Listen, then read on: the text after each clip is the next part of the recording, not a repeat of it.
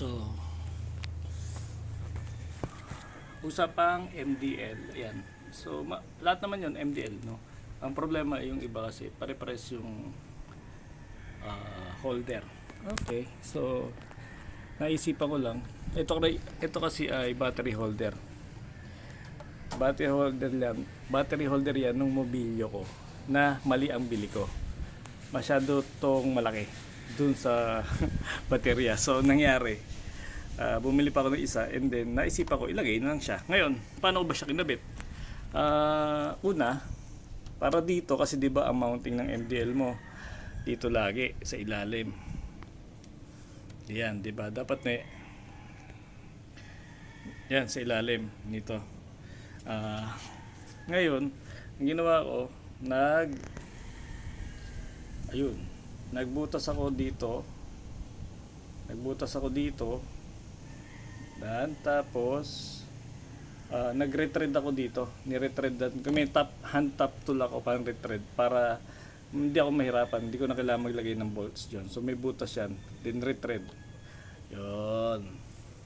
Ngayon, paano siya minount? Yung mounting ko, guys, ayan, may isa siyang tornilyo dito. May nagtanong, bakit hindi umaalog? Yeah.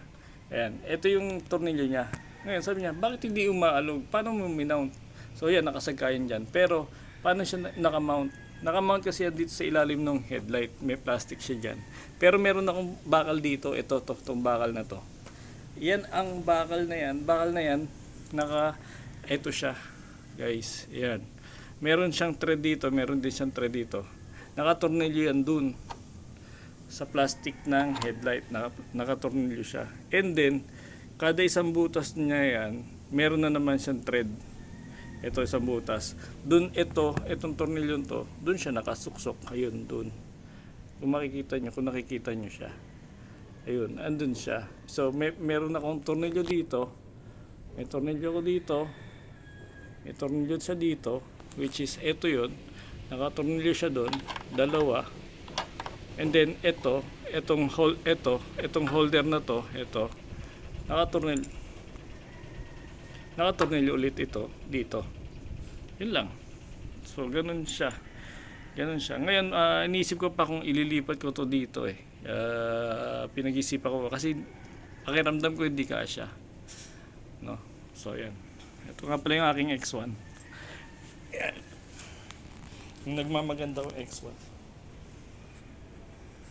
Yan. Like and subscribe, Clutch 306. So like and subscribe 306 TV. Thank you.